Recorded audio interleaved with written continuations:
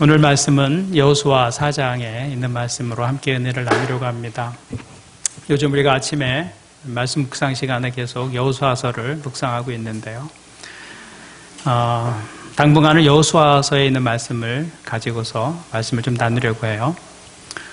핸드폰 기능이 좋아지면서 오늘 핸드폰으로 녹음을 하신 분이 있어서 하여튼 그 핸드폰 기능이 굉장히 좋아졌어요. 그 중에 하나가 이제 카메라 기능이 좋아졌죠. 그러면서 사람들의 삶에도 큰 변화가 있습니다. 그 대표적인 것이 인증샷이죠. 기념이 될 만한 일들, 또 삶의 중요한 순간들을 손쉽게 사진에 담아 놓을 수 있습니다. 근데 요즘은 또 과도한 인증샷이 문제가 되기도 합니다.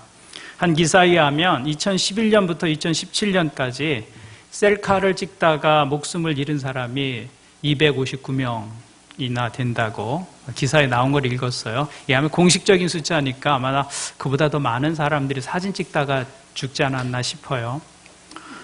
이런 일들은 사람들이 삶의 중요한 일들을 기억하고 기념하기를 즐거워한다라는 것을 보여주는 것이죠. 그래서 인간을 설명하는 용어 가운데 하나가 호모 메모리스입니다. 호모 메모리스. 기억하는 인간, 기억하는 인간. 그래서 인간이 사는 곳 어디에나 이 기억의 장치들이 있습니다. 여행을 다녀오면 기념품 한두 개는 꼭 사가지고 오게 되죠. 기억하는 장치들입니다. 특별한 날을 기념하기 위해서 선물을 사거나 특별한 음식을 준비하죠. 추석에 우리 송편을 먹잖아요. 그런 특별한 음식도 기억의 장치들인 것입니다. 훌륭한 업적을 남긴 사람들의 동상을 세우고 기념관을 만들기도 하고 국가적으로 역사적인 일들을 또 사건들을 기념하기 위해서 기념일을 제정하고 그것을 기억합니다. 우리가 지금 추석 연휴를 보내고 있는데 이런 명절도 그런 기억의 장치들이죠. 우리 이런 일들을 하고 이런 날들을 지키는 이유는 한 가지입니다. 기억하기 위해서입니다. 잊지 않기 위해서. 오늘 말씀을 보면 이스라엘 백성들도 요단강을 건넌 후에 하나의 기념물을 남기죠. 스스로 그렇게 한 것은 아니고 하나님께서 여호수아에게 지시하신 것이었습니다. 그 목적 역시 하나님이 하신 일을 잊지 말라, 기억하라 라는 것이었습니다. 1절부터 3절을 보면 이렇게 말씀합니다. 온 백성이 모두 요단강을 건넜을 때에 주님께서 여호수아에게 말씀하셨다. 너는 백성 가운데서 각 지파마다 한 사람씩 12사람을 뽑아서 세워라. 그리고 그들에게 제사장들의 발이 굳게 선 그곳 요단강 가운데서 돌 12개를 가져다가 오늘 밤 그들이 머무를 곳에 두라고 하여라. 그리고 그 이유에 대해서 7절에서 이렇게 말씀하십니다. 그 돌들이 이스라엘 자손에게 영원토록 기념물이 된다는 것을 그들에게 말해 주십시오. 이 말씀을 보면 하나님은 기억하는 행위를 매우 중요하게 여기신다는 것을 알 수 있습니다.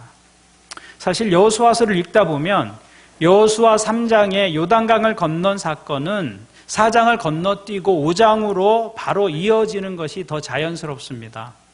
3장은 이스라엘 백성들이 요단강을 기적적으로 건넜다는 이야기가 기록되어 있고 여호수아 5장에는 가나안 땅 사람들이 그 소식을 듣고는 공포에 질려서 아예 용기를 잃어버렸다. 이렇게 그 내용을 기록하고 있습니다. 그러니까 굳이 여호수아 4장이 없어도 3장에서 5장으로 자연스럽게 스토리는 흘러가는 것. 그것이 더 자연스러운 모습입니다. 그런데도 여호수아서는 4장 전체 한 장을 떼어서 길갈에 기념비를 세우는 내용으로 채우고 있습니다. 그러니까 여호수아 4장이 주는 메시지는 요단강을 건넌 기적이 중요한 사건이었지만 그 기적을 기억하고 기념하는 것 역시 기적 자체만큼 중요한 일이다라고 말씀하고 있는 것이죠. 기적만큼 중요한 것은 기억하는 일입니다. 그럼 왜 하나님께서 이 기념비를 세우게 하시고 기억할 것을 요구하시는가? 그것은 먼저 하나님께 영광을 돌리기 위한 것이었습니다. 6절과 7절을 보면 이렇게 기록합니다. 이것이 당신들에게 기념물이 될 것입니다. 훗날 당신들 자손이 그 돌들이 지닌 뜻이 무엇인지를 물을 때에 주님의 언약궤 앞에서 요단 강물이 끊기었다는 것과 언약궤가 요단강을 지날 때 요단강물이 끊기었으므로 그 돌들이 이스라엘 자손에게 영원토록 기념물이 된다는 것을 그들에게 말해 주십시오. 성경은 길갈에 쌓은 그 돌무더기를 기념물이라고 부릅니다. 무엇을 위한 기념물입니까? 하나님이 행하신 일의 기념물입니다. 그러니까 길갈에 돌무더기를 세우는 가장 분명한 이유는 하나님이 이스라엘 가운데서 행하신 기적의 이야기를 다음 세대에게 혹은 다른 사람들에게 전해주라는 것입니다. 제사장들이 하나님의 명령대로 언약궤를 메고 요단강에 들어섰을 때 물이 끊겨졌다는 것을 그 돌들을 통해서 이야기하고 전해주라는 것입니다. 이 일 자체는 사실은 믿기 어려운 일입니다. 어떻게 요단강 물이 마른 땅으로 변할 수 있을까? 믿기 어려운 일이죠.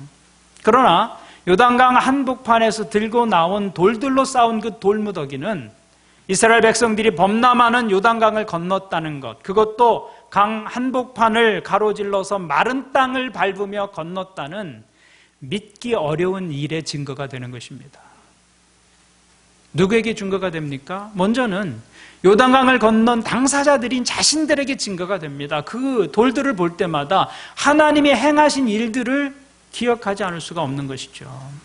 또 그 사실을 지켜보았던 가나안의 다른 부족들에게 증거가 되고 또 이스라엘 후손들에게 증거로 남겨지게 되는 것이죠. 말로 전하면 믿기 어려운 일이지만 요단강 한가운데서 들고 나온 그 돌덩이로 세운 그 돌무더기, 그 기념비가 있었기 때문에 누구도 이스라엘 백성들이 요단강을 가르고 건넜다는 사실을 부인하거나 의심할 수 없었다는 것입니다. 명백한 증거가 되었기 때문입니다. 그래서 그 돌무더기를 통해서 요단강을 건넌 일이 자신들이 한 일이 아니라 하나님께서 행하신 일임을 보여주라는 것입니다. 요단을 건넌 그 일로 너희 자신에게 영광을 돌리는 것이 아니라 하나님께 영광이 되게 하라. 22절부터 보면 길갈의 돌무더기가 의미하는 것이 무엇인지를 더 확실하게 말씀하고 있습니다. 이스라엘 백성이 요단강을 마른 땅으로 건넜다. 우리가 홍해를 다 건널 때까지 주 우리의 하나님이 우리 앞에서 그것을 마르게 하신 것과 같이 주 우리의 하나님이 요단강물을 마르게 하셨다.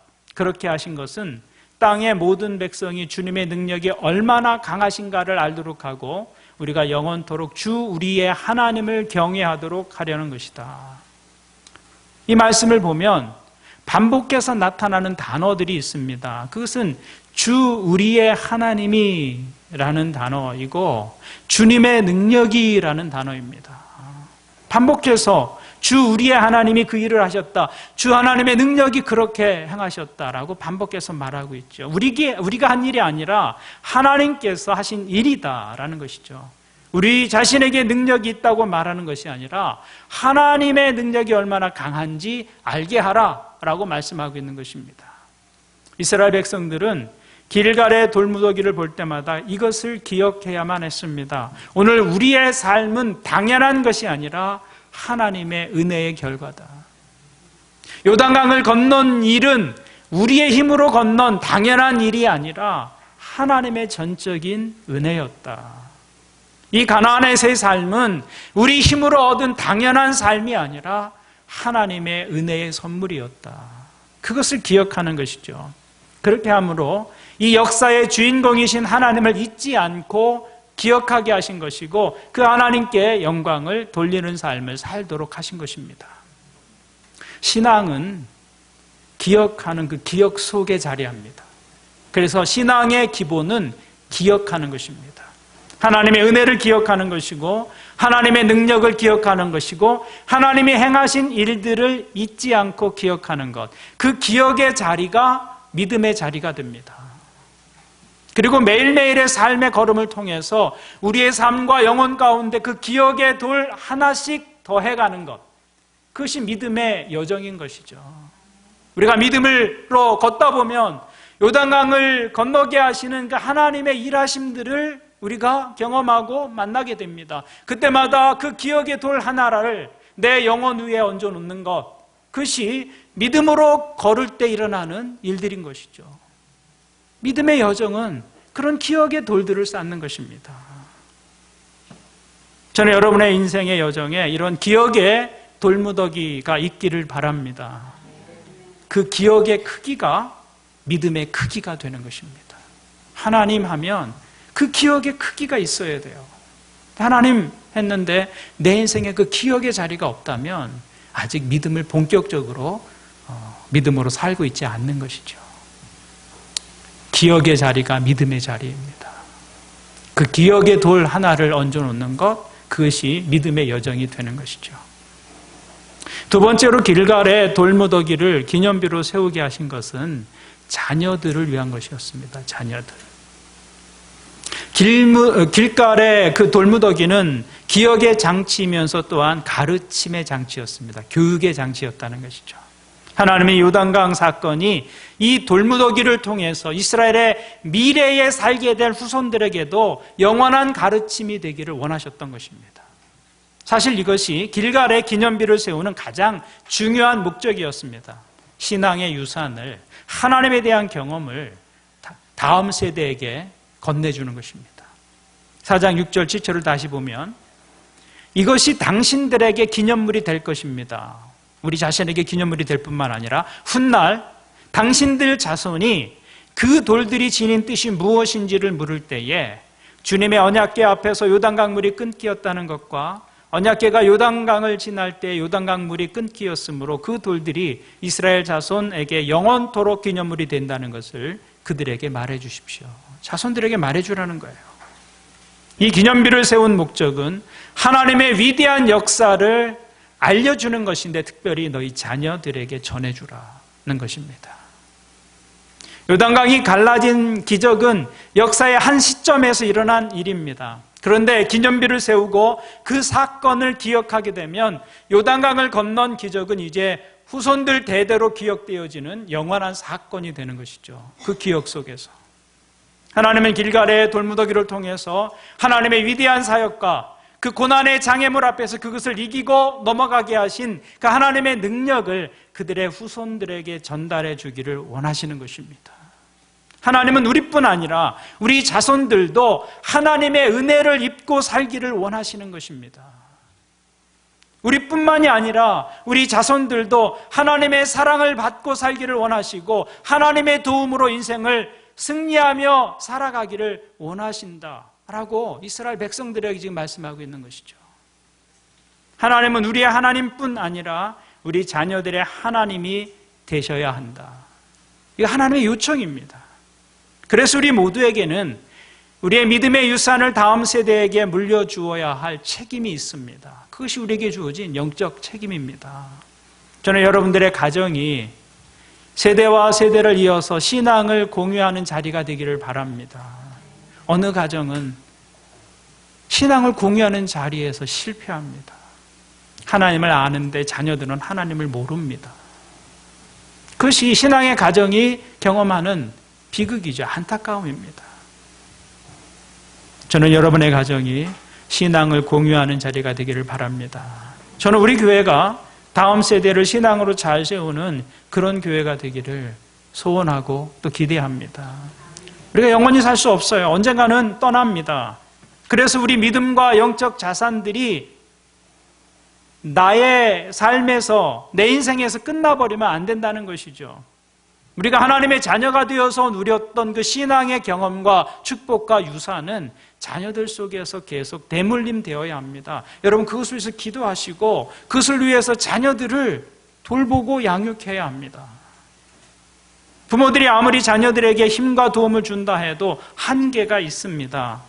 우리가 그들 곁에 영원히 계속 있을 수 없어요. 때가 되면 부모들이 그들 곁을 떠납니다. 언젠가는 도움을 줄 수 없는 상황이 됩니다. 살다 보면 우리 자녀들도 인생의 혹독한 계절을 만나게 됩니다. 혼탁한 세상에서 시련과 고난을 만나게 됩니다. 혼돈의 세상에서 어디로 가야 할지 몰라서 방황할 때도 있습니다. 그럴 때마다 우리가 모든 문제를 해결해 줄 수 있는 부모로 있을 수가 없다고 말이죠.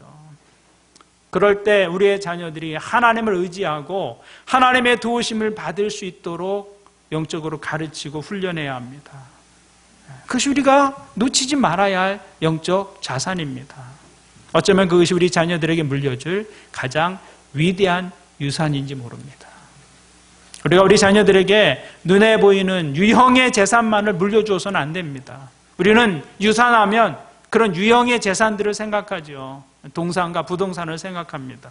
자녀들이 성공했다라고 말하면 사람들은 부모의 뒷바라지 속에서 우리 자녀들이 좋은 대학 가고 좋은 직장을 가고 좋은 직업을 얻게 되는 것을 생각합니다. 그런데 그것이 전부가 아니라는 것이죠. 더 중요한 것은 그들이 믿음으로 사는 것입니다. 그들이 하나님을 아버지라고 부르는 것이죠. 그거 없이는 그 행복을 영원한 행복이라고 말할 수 없고 참된 행복이라고 말할 수 없는 것이죠. 그래서 자녀들이 자라는 동안 길갈의 돌무더기처럼 하나님을 기억하고 기념할 수 있는 영적인 물증들을 우리 가정에서 만들어가는 것이 중요한 것입니다. 기도의 응답의 증거들. 우리 가족이 함께 기도했더니 하나님이 이렇게 응답해 주셨더라. 하나님께서 우리의 길을 열어주신 증거들.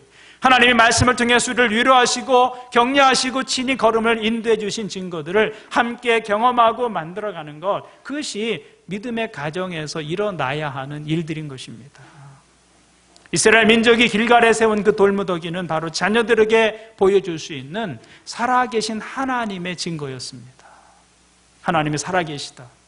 하나님이 지금 여기에 우리와 함께 하시다. 하나님이 우리의 문제를 마치 당신의 문제처럼 해결해 주셨다. 그것이 증거가 되는 것이죠.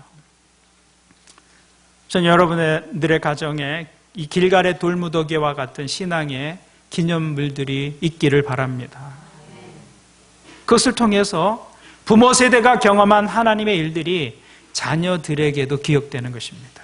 그리고 그런 일들을 통해서 우리 자녀들도 하나님을 경험하는 삶을 살게 되기를 바랍니다. 여러분의 자녀들이 하나님을 아는 사람, 하나님을 아는 인생으로 자라게 되기를 바랍니다. 그것이 믿음의 가정에서 놓칠 수 없는 축복인 것이죠. 결국 길갈의 돌무더기는 이스라엘 백성들과 그 자손들이 하나님이 하신 일을 잊지 않기 위한 기억의 장치였다. 그리고 그런 기억의 장치가 이스라엘 백성들에게 필요했다는 것은 그만큼 우리가 잊기를 잘한다는 것을 반증하고 있는 것입니다. 우리는 너무 쉽게 잊습니다. 우리는 이스라엘 백성들이 어떻게 이렇게 큰 사건을 잊을 수 있는가? 요단강을 건넌 경험을 가지고 어떻게 하나님을 잊을 수 있는가? 이런 경험은 잊혀질 수 없는 사건이다라고 생각할 수 있지만, 그러나 꼭 그런 것만은 아닙니다. 인간은 의외로 잊기를 잘합니다. 사람들의 기억은 일반적으로 좋은 것은 쉽게 잊어버리고 나쁜 일은 오래 기억하는 경향이 있습니다. 그것이 죄인의 기억법입니다. 영화 가운데 살인자의 기억법이라는 영화가 있었잖아요. 그런데 우리는 죄인의 기억법을 가지고 살아갑니다. 기억해야 할 것은 잊어버립니다. 잊어야 할 것은 오히려 기억하고 가슴에 꼭꼭 담아둡니다. 죄인의 기억법이죠. 내가 누군가에게 베풀어 준 것은 오래 기억합니다. 그리고 눈에 어긋날 때마다 은혜를 모른다고 말하죠. 그러나 다른 사람이 내게 베푼 것은 쉽게 잊고 삽니다. 내가 구워준 것은 절대 잊지 않죠. 그러나 다른 사람이 구워간 것은 아니죠. 내가 구워준 것은 쉽게 잊지 않습니다. 꼭 기억합니다. 그러나 내가 구운 것은 쉽게 잊습니다. 내가 누군가에게 상처를 받은 것 오래 기억합니다.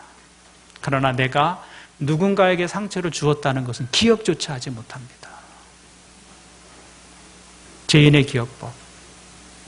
그래서 우리가 하나님의 은혜와 신실함을 기억하는데 실패할 때가 참 많다는 것입니다. 그렇게 되면 하나님께 불평하고 불순종의 자리로 가는 것은 시간의 문제입니다. 우리가 언제 타락하느냐? 하나님을 기억하는 것을 실패할 때 타락의 자리로 갑니다.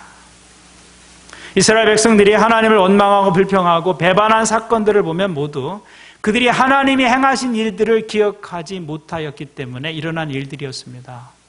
그것도 며칠 전에 일어난 일을 기억하지 못합니다. 출애굽기 14장을 보면 이스라엘 백성들이 홍해를 건넙니다. 요단강을 건넌 것처럼 홍해도 마른 땅을 건넜다고요. 근데 3일이 지나지 않아서 이스라엘 백성들이 하나님을 원망하고 불평합니다. 불과 3일 전에 홍해를 건넜는데 마른 땅으로. 그들은 홍해바다가 갈라지는 기적을 경험했습니다. 역사상 그런 기적을 경험한 민족은 이스라엘밖에 없습니다. 그런데 그런 엄청난 기적을 경험하고도 이스라엘 백성들의 입술에서 불평이 나오기까지 오랜 시간이 걸리지 않았습니다. 딱 3일이었습니다. 출애굽기 15장을 보면 그 장면을 이렇게 기록하고 있습니다. 모세는 이스라엘을 홍해에서 인도하여 내어 수르 광야로 들어갔다. 그들은 사흘 동안 걸어서 광야로 들어갔으나 물을 찾지 못하였다. 마침내 그들이 마라에 이르렀는데 그곳에 물이 써서 마실 수가 없었으므로 그곳의 이름을 마라라고 하였다. 이스라엘 백성은 모세에게 우리가 무엇을 마신단 말입니까? 하고 불평하였다. 이스라엘 백성은 홍해를 육지처럼 건너는 기적을 경험했습니다. 3일 전에. 그리고 딱 3일이 걸렸어요. 광야에 들어와서 불평하기까지. 인간에게 있어서 이 3일이 한계인 것 같아요. 이스라엘 백성들이 특별히 악하고 기억력이 없어서 그런 것 같지는 않아요. 우리라고 해서 별로 다르지 않습니다. 인간은 모두 똑같은 것이죠. 어떤 분이 이것을 영적 치매다 이렇게 불렀습니다. 영적 치매. 치매는 정상적인 기억을 파괴합니다. 그래서 과거를 기억하지 못함으로 현재 자신이 누구인지를 알지 못하게 만듭니다. 사랑하는 자녀들이 왔는데 누구신지 이렇게 묻습니다. 누구신지요? 기억을 잃어버린 자는 마치 빈 껍데기와 같습니다. 모습은 그대로이지만 기억이 사라지면 자신의 존재조차도 잊어버리게 되는 것이죠. 영적 치매에도 마찬가지입니다.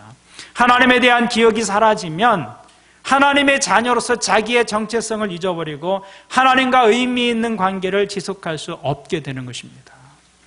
그래서 하나님은 요단강을 건너온 이스라엘 백성들에게 기념비를 세우라. 하나님의 사건을 기억함으로 자신의 정체성을 유지할 수 있도록 만드신 것이죠. 또한 그 기억을 통해서 하나님에 대한 믿음이 현재화되는 것입니다. 여호수아서를 읽다 보면 이스라엘 백성들은 가나안에서 전쟁을 하는 동안에 이 길갈을 베이스 캠프로 사용했던 것을 알 수 있습니다. 하나의 전투가 끝나면 이스라엘 백성들은 다시 길갈로 돌아와서 전열을 정비했습니다. 전투에 어려움이 있었겠죠. 손실이 있었을 것입니다. 전투하면서 두려움이 생겨났을 것입니다. 그런데 그들이 다시 길갈로 모이는 이유가 무엇입니까? 그 길갈에서 이전에 하나님이 행하신 일들을 다시 기억해내는 것입니다. 내가 당면한 현실은 두려움입니다. 전투하면서 손실도 있습니다. 그런 자신의 현실을 가지고서 길갈로 돌아가는 것이죠. 그 길갈에서 누구를 만나는 것입니까? 놀라운 일들을 우리 가운데 행하신 그 하나님에 대한 기억을 다시 되살리면서 두려움을 넘어서는 것이죠. 그것이 길갈의 모습이었다는 것이죠. 자신들의 문제와 연약함을 보는 것이 아니라 눈을 들어서 능력의 하나님을 보는 것입니다. 하나님이 일하신 그 과거를 바라보는 것이죠. 길갈의 돌무더기를 보면서 거기에서 새 힘을 얻고 하나님이 함께 하신다면 어떠한 상황도 어떠한 적도 어떠한 문제도 헤쳐나갈 수 있다는 새로운 용기와 격려와 믿음을 가지고 다시 전쟁터로 나가게 되는 것입니다. 그것이 길갈에서 하나님을 기념할 때 일어나는 일인 것이죠. 길갈의 기념비를 보면서 이스라엘 백성들은 계속해서 그 믿음을 현재화하는 것입니다. 과거에 일하셨던 하나님을 가지고 오늘을 살아가는 것이죠. 그때 하나님이 행하신 일들이 과거의 일이 아니라 오늘 나를 위한 하나님의 사건으로 되살아나는 것이었습니다. 우리가 주님을 기억할 때, 기념할 때 하나님은 죽은 자의 하나님이 아니라 산 자의 하나님이 되시는 것입니다. 그 기억을 통해서 하나님은 과거에 계신 하나님이 아니라 오늘 내 삶의 현장에 함께 하시는 하나님으로 현재화되는 것이죠. 그래서 이스라엘을 가로막고 있던 요단강물을 갈라지게 하신 그 하나님은 오늘 내 삶의 문제와 장애물 앞에서 아무런 능력도 행사하실 수 없는 그런 하나님이 아니라 오늘 내 삶의 문제에도 개입하시고 내 삶의 장애물들을 극복하게 하시는 살아계신 하나님으로 내 삶에 역사하시는 것이죠. 여러분에게 과거에 힘들고 어려울 때 나를 도우시고 건지신 하나님에 대한 깊은 경험이 있다면 그것에 대한 기억이 미래에 언젠가 그와 같은 상황을 우리가 다시 경험하게 될 때 그 기억으로 인해서 넉넉히 견디고 이길 수 있게 된다는 것입니다. 그때 나를 도우신 하나님이 지금도 나를 도우실 것이다라는 믿음이 생겨나는 것이죠. 그래서 다윗이 이렇게 고백합니다. 다윗이 골리앗과 엄청난 싸움을 벌이잖아요. 다윗은 엄청난 대적을 만납니다. 근데 그때 다윗이 무엇이라고 고백하느냐? 사무엘상을 보니까 주의 종이 아버지의 양을 지킬 때에 사자나 곰이 와서 양떼에서 새끼를 물어가면 내가 따라가서 그것을 치고 그 입에서 새끼를 건져내었고 그것이 일어나 나를 해하고자 하면 내가 그 수염을 잡고 그것을 쳐 죽였나이다. 주의 종이 사자와 곰도 쳤은즉 살아계시는 하나님의 군대를 모욕한 이 할례받지 않은 블레셋 사람이리까 그가 그 짐승의 하나와 같이 되리이다. 다윗이 지금 무엇을 말하고 있습니까? 과거에 나를 도우신 하나님, 곰과 싸울 때, 사자와 싸울 때 나를 도우신 그 하나님의 능력과 은혜와 도우심에 대한 기억이 지금 내가 당하고 있는 이 일을 견디고 이기게 하는 힘이 되고 있다라고 고백하고 있는 것이죠. 골리앗도 그 곰과 사자와 같이 그 중에 하나같이 될 것이다. 그렇게 말할 수 있는 것입니다. 이것이 하나님을 기억할 때 일어나는 일입니다. 그 기억을 통해서 하나님은 과거의 하나님이 아니라 오늘 나의 하나님이 되시는 것이죠. 그래서 우리에게는 정기적이고 반복적인 신앙의 행위들이 필요한 것입니다. 하나님을 기억하기 위해서. 그래서 이스라엘 백성들은 다시 길갈로 모였던 것이죠. 그 돌무더기를 보면서 하나님은 과거의 하나님이 아니라 오늘의 하나님이 되시는 것입니다. 그렇다면 여러분에겐 요단강에서 건져 올린 돌무더기와 같은 은혜의 사건이나 기념비적인 장소가 있으십니까? 믿음의 여정을 통해서 거기로 돌아가면 언제나 하나님의 은혜가 되살아나는 그 기억의 장소, 그 영적인 길갈은 우리에게 어디냐라는 것이죠. 여러분 세상에서 지치고 스트레스 받고 실패와 좌절을 경험할 때, 염려와 두려움이 몰려올 때 어디에서 힘을 얻고 격려를 얻습니까? 세상의 사람들의 길갈은 한잔하는 곳이 될 수 있죠. 한잔하고 잊어버리는 것이죠.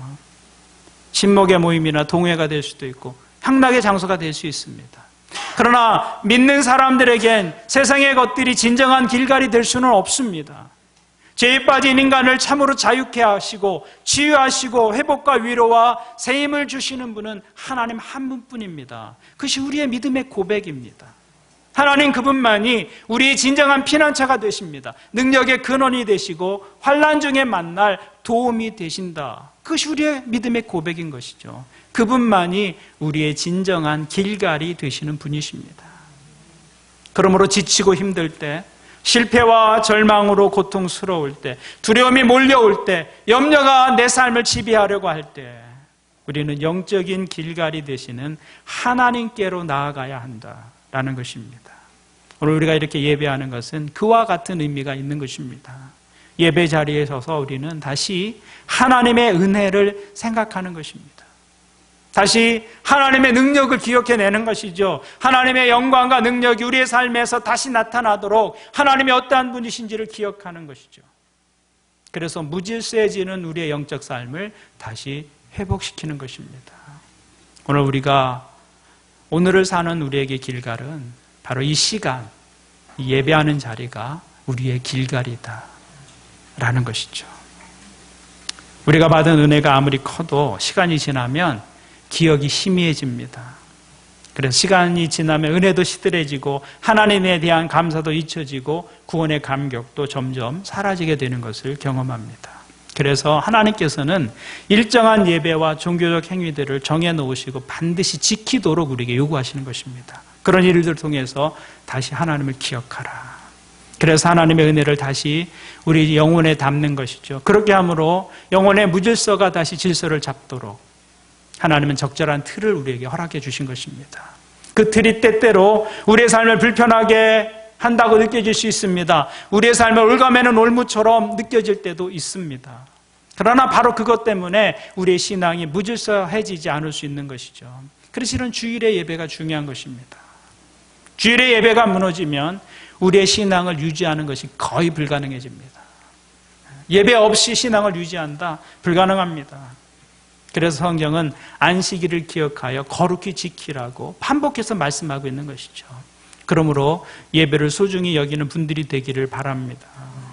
연휴 마지막 날이지만 예배 자리에 오신 여러분들을 축복합니다. 이 은혜가 여러분들에게 있기를 바랍니다.